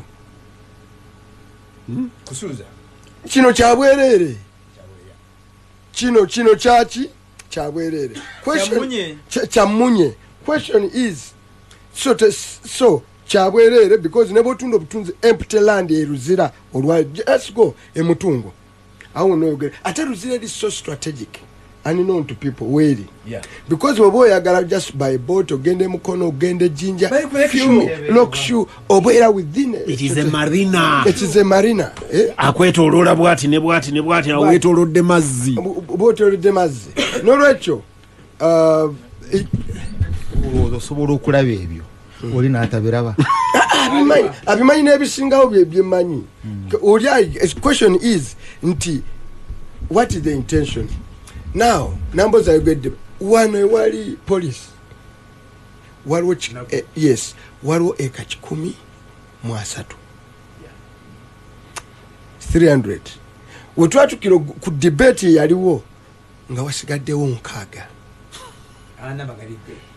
awona babondi awo ezo zonna nga baze waliwo East Africa utafire yatwalako siga nti utafire yatwalako waliwo yakulira East Africa awo natwalako simanya African bichi naming nefunako nga gundi ate gundi nayo nebirentinga. I know the whole story. Wali wasigaddewo ikankaga omusajja omungaga nti nze njagala zeziri owagambye nti namboze yagambye ruzira yayina mmeka bina n'omusobyo naye kati waliwo 2 yes kumapotinga 2 Mr. David Muhozi twaga kubuliriza kati ennyanja eyinza okuba yatwalako yiika nga 10 ebadde expand mu sharia olekayo mita 2 sebe z'ennyanja ate nobali jenga yeyongerayo kakati the question of land value eya Luzira si ne equivalence ya million 2 mu meka ebya $2 2 it is oluyimba buki buyimba in terms of value nze bwe bankwasa ebibiri mwenkaaga wanga Kibazo tuleetere million 2 nze mbireta obireta ate no nze bampe bagala 2 mu meka 2 mwana bankwase grade kaabe mistake joyo wakola kwe kuvunuula erinnya lyo singa walireka Kibazo n'obulirawo mu bunyulo mu kimu kino anti wakola nalina kugiranga nganta Kibazo nga Kibazo. Now question eriwo ku land n'olwekyo let us discuss what we are discussing. Uganda discussing obubbi bw'ettaka lw'Eruzira. Yes, chetuliko ani ayagala okubba ettaka ly'Eruzira. That's what it is. Ovudde wali awa Rwomushana ne Kanaabi oluzungu ekibatta munti okwogera ebintu discussion nga bwetekeddwa okwebala. So the discussion is ani ayagala okubba ettaka ly'Eruzira. Eyo yemboze entuufu nga bwe babbaliri ate erimu bambi baluvuli balemerera. Kati abajjawo wano housing estate ye Nakawa Naggulu era n'oli yali agenda okubbaliri ng'agambe ngenda kubazimbika a forensic laboratory waliyo bali bagita center of excellence for East African community. Tugenda basanga nga Rwanda eyina Kenya eyina Tanzania eyina obwo bwe butyo kati zisino mbigi Naggulu era mu Nakawa Naggulu baga nti bwe wayagala proti wena wogenda sente balemerera kyebalemerera batuna mpola John bwe tufuluma mu studio nze nga nkulagirira na appointment nsobola ogikufunira nakwana gulu temulimu 5 ku 10 temulimu 5 ku 10 ogulayika tutandikira muyiika ne cost ogimanyi kakati twagenda okubala ng'omusajja agenda kufuna ika nkaaga nga ze zaliko kalumaki forensic laboratory no forensic agenda kuyiika emu ne wali edikota wasigalewo waliwo ne rani we bagiryewo and I'm dealing with another issue mu park bagita ya pool housing ezaali eza gavumenti abamu bafudde n'okufa ebintu bya gavumenti ojja kujja nkutwala ewatinyefunza mu nyumyemu akubuulira ebyafaayo byazo bya pool houses bazitwala for a song kakati ennyumba zino ezimu zolaba nga bebakulonda nga PSST gobi lamanzani kati simanyi webutambala okusula ekololo you are protected asset of the state as a community bano ba top scientists baffe kati nga musenero just I'm giving you an example a person of musenero nature n'abalala abali strategic abakolebya oba ng'omugenzi kawesi gye yandibadde asula nga tasula eri ewaba Kibazo yes we musobola bawa community protection nokwangu okutuka why mubaleke basule waffe batukolere enguudo as a state strategic asset oba mumulina abala mu train hide Muwanga kyoyogera Makerere University yes abasajja baja signinga properties ekololo nga ziri residential ngaga nti top professor from Makerere tagenda kusula Kaleerwe tagenda kusula mu Kimombasa aina kusula omanyije zirika kati waliwo omuntu waba Rwomushana mu Gofwa yakola ekintu kyembu simanyi bagenda kuzimba biki foundation anti bakuleeta Makerere Holdings erimu muganda wa Rwomushana omukigamu Kakande tinyaga kuteza ababuliza tekyeruzira let us the country discuss ani atwale ettaka lyeruzira abba aliba who is the land grabber bino byonna ebyembozi ya hoteli ebyachi that's not at issue the issue is who is the grabber ayagala okujjawo prison awatwalewo batugamba luzira eyo sigwe gusoose nze simumanyi kati mbadde njagala kugamba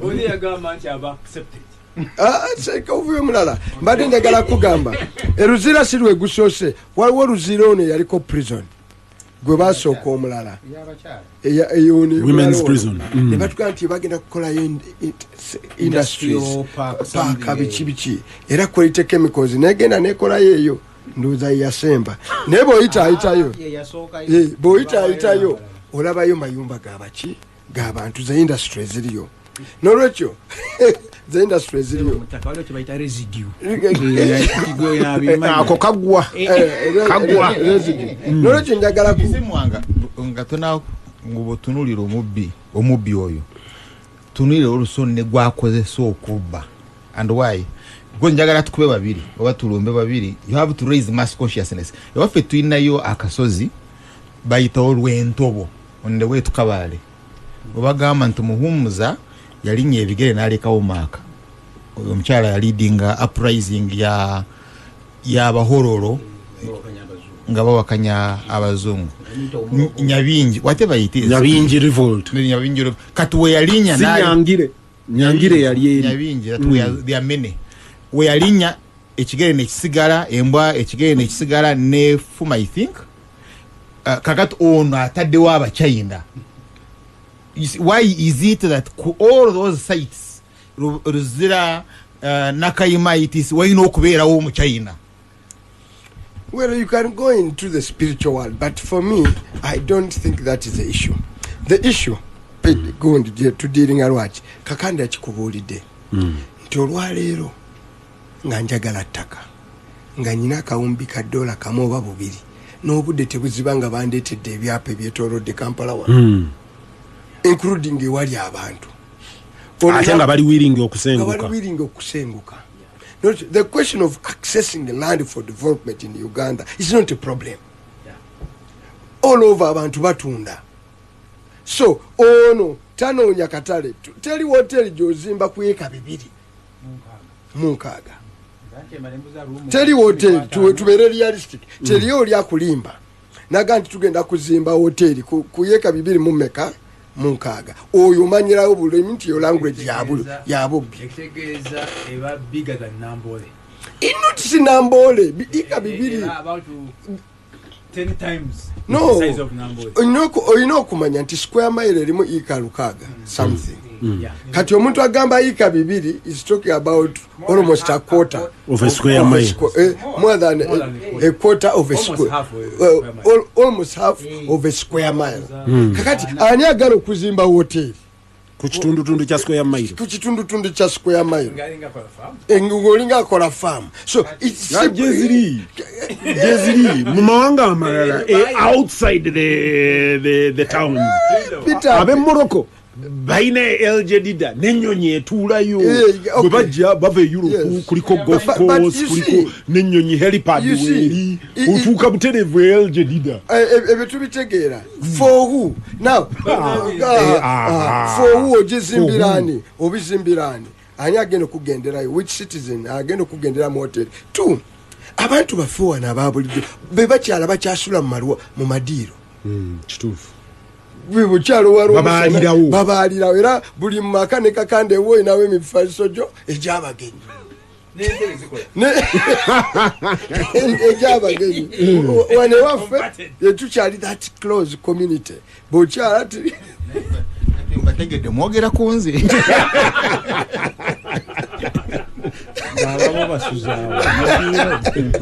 abasuza mudirawo ne mudayiningawo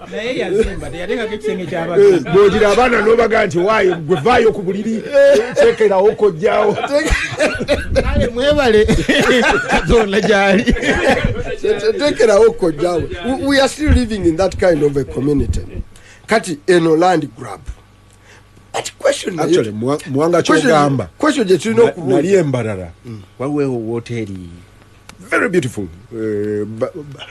sijja gyogera linnya nanyiniyo nja kuba mukubira birango naye nungi nnyo kati bwe nali n'omulamuzi eyawummula Katurebe nga nti awo ngendawo okukolerawo gimu naye abantu tebasulayo konze kiki mwandi ekizibu kyaffe buli ajja kuno akomawo okuva e Kampala ayina waasula asula ewasengaawo asula ewakojjaawe ne bakuŋŋaana emisana mu konsepti yeeyo wooteri yandibadde abakomawo mu kyalo bonna bapakingaawo ne basula eyo ne balyoka bajja bakyala mu kyalo nti naye eyo wooteri woogizimbye nga buli omu akyayina ewasengaawe ewakojjaawe waasula egenda kusala obumanyirivu abulina kubanga naye akifeesinga gyali abazungu bwe bate bagenze eyo Kanaabi nga togambika naye kakati what we are debating is a land grab. Frank ayina hoteri ate nga ya faamu bimbulala faamu so sobola okubeera ne hoteri nga ttaka ddene nnyo n'oteekamu enkoko n'oteekamu the bottom line muganda wange Kalundi Robert Serumaga ayina omukutu gwe era bw'oba omunoonya mpuliriza bw'oba onoonya Robert Kalundi Serumaga ti oteeka mu computer the native land grab kati bwe mpuliriza Muwanga byayogera it goes into Kalundi's concept of this state. Its job is grabbing the native land. Katuliko native land grab. Who is the grabber now? The native? You're grabbing from the native.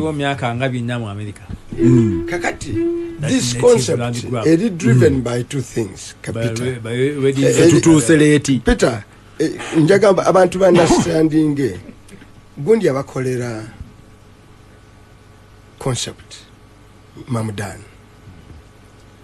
inti buli lwosanga nga abantu abakapchalinze obuyinza nga tebalina property in a primitive society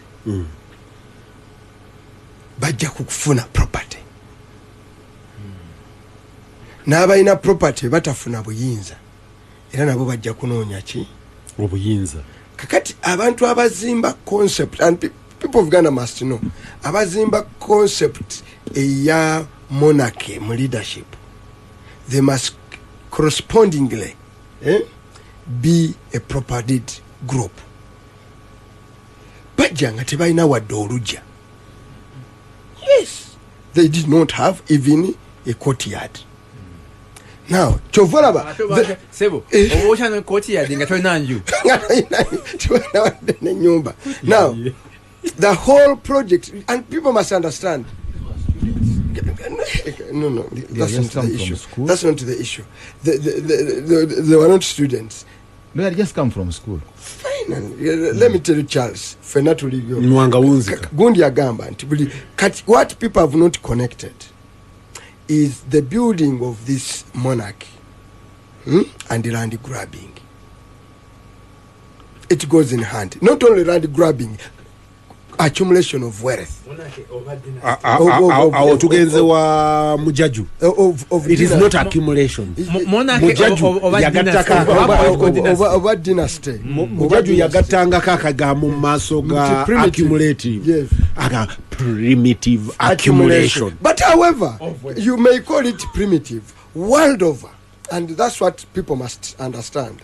World over, groups is capturing a power. Kazibeza aba Putin zitwala amafuta. Lekagenda wala bayi. Kazibeza aba Trump. Sebo togenda wala. Oligarchs. Lekagenda wala. Yes. Ekyo kyogera. Yes. Twakira ba Kenya. Kenya. Nga bazungu bavuddewo. Bano bakinyata okufuna the whole district. Yes. Uzwajijawa. Kinyata yene ttaka before. Ate yayina. Kati kulwaki muyomba. Raila Odinga yene ttaka. Raila Odinga yena. Kibaki yalina. The question I want to pose to Ugandans about pretending in this land grab is to understand. Kemwakiriza nemujja constitutional provisions nemuwa abantu endowooza n'enzikiriza. No, bannayuganda kasama ateekawo gurupu eyalowooza nti esobola okufuna obusika obw'ensikirano mu bwobwa president. It will end up grabbing every inch of your Gasimbagane. That is the bottom line. Survival. No, Muhozi project eya Pirao is connected with the land grabbing. Eya Museveni's continuity is synonymous. Ebadde bino bitambula byonna. The longest has been era tebote bafayo baba nali kozesa.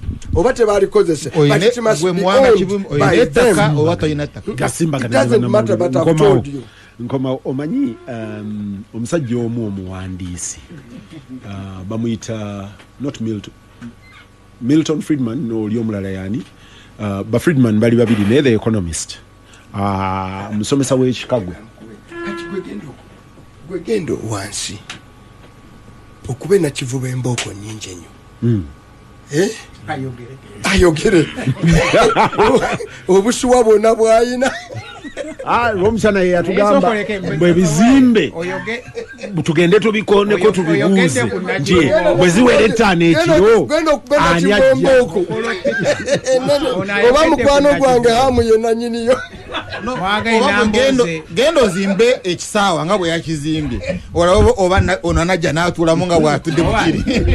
Bweyogedde ku nti Luzira yayina bina na Kivubo yayina mmekayo kuba naye erabika yakuunyuuka lyagwa mukubo obutundutundu. Ampuliriza Gasimbagane ne bannamawulire wano ku Radio Simba. Peter Kibazo mu studios ogikwanjulira. John Kakande, Harunah, Kanaabi, Rwomushana ne Muwanga Kivumbi. Ampuliriza omanyi Muwanga abadde ayogera mbadde nkugamba Milton Friedman ayogera ku the sources of wealth in this and the previous century. N'agamba nti emu kuzo yali talent nti ye unique source talent. Abantu abali uniquely talented basambi ba mupiira ba artists n'abalala. Nanga nti eyokubiri eyasinga okugendamu abantu was entertainment ye cinema TV zezinyonyoleza aba Rupert Murdoch ezinyonyola abantu bonna abagenze awo. Eyokusatu gyendi interested in well, okay, endala yali inheriting, marrying and inheriting the money, marrying into the money oba inheriting the money nguli muzukulu wa Ford oba wawase wa Muwanga nga binyonkondo nozigwamu ate awo nawe ateekawo rider nti naye nzibu nnyo okugwamu kubanga okuwasa mu ssente olina okubanga woosimbudde. There were no mistakes about that. The last one was plunder. And pepa ye yali kukunyaga ngaga nti ensi ezaagaggawala ze tuyita abagaggafugge zaanyaga abantu ne families okuviira ddala kuzaba Rockefeller okukka wansi alistinga families ndooza 100 mu pepa ye.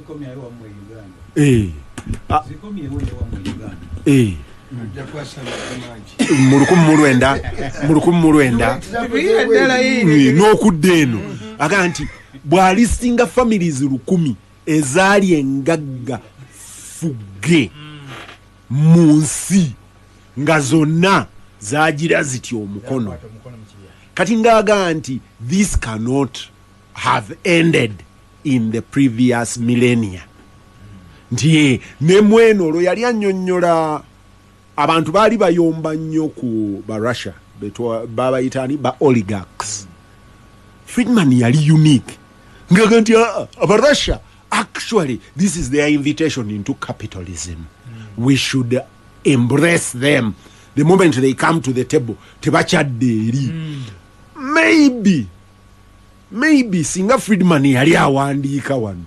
Maybe this primitive accumulation is an invitation into the new capitalist. Because where I sit, Peter, Kakande, atemu abaogera ku ttaka. You know half the story. The actual grab esinga kati ogenda mu maaso. Ettaka is even primitive. Is on mineral. The actual grab, because one, Uganda is heavily mineral resource rich. Naye bogendo lwalero, the actual grab is on mineral rights licensing.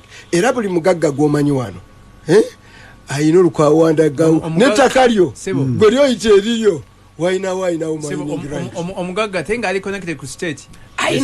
John tufuluma. Tuli mu creation of a new capitalist society.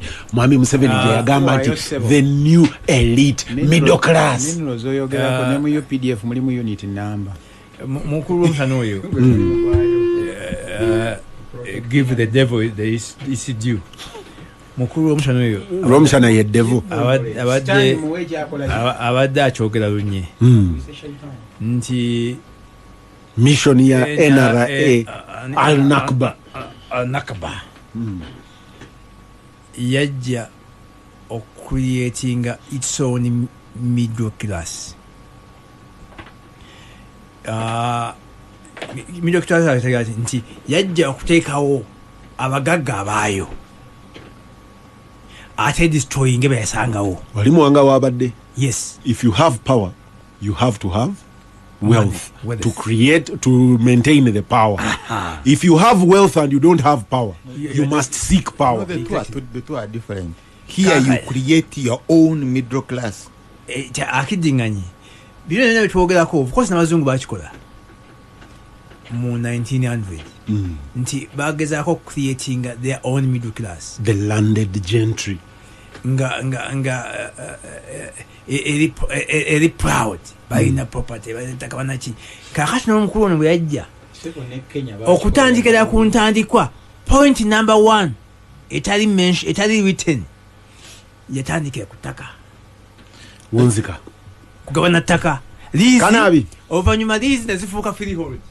Eri omunywanyi wange omu munnamawulire agambye nti mwe mwenna mwabadde mwabuze Muwanga yabadde ku heart of the matter oba mwabadde mwebuzabuza. Twabadde tulayini twadde ku yemu naye mukulu Kibazo manyi kino toyagala kiwulira. Al Jazeera ekoze omulimu munene nnyo ebadde ekavalinga ensonga z'eggaza nti abalala bonna bagenda beeyisa biki naye oba oyagala okumanya ekituufu ekiriyo kusigala nga otunulayo nolaba biki si mulimu mutene naye ndowooza ffe Kibazo katusigaze ogwo gwali jaziira ogw'okulabisa n'okulabisa abo abakolaki it is wrong. Oli agambye nti Abajapani tebaayina kantu konna n'omulimu gwe baakola ogusinga obunene kunyaga balirwana baabwe nti bw'atyo Japan n'afuuka naggaggaffugge naye nga kyayina kyokka is fish and seaweed. It is incorrect. Sebo ne Netherlands nayo bwetyo bwe yali. It is yaba South America yabalekera emirembe. It is incorrect.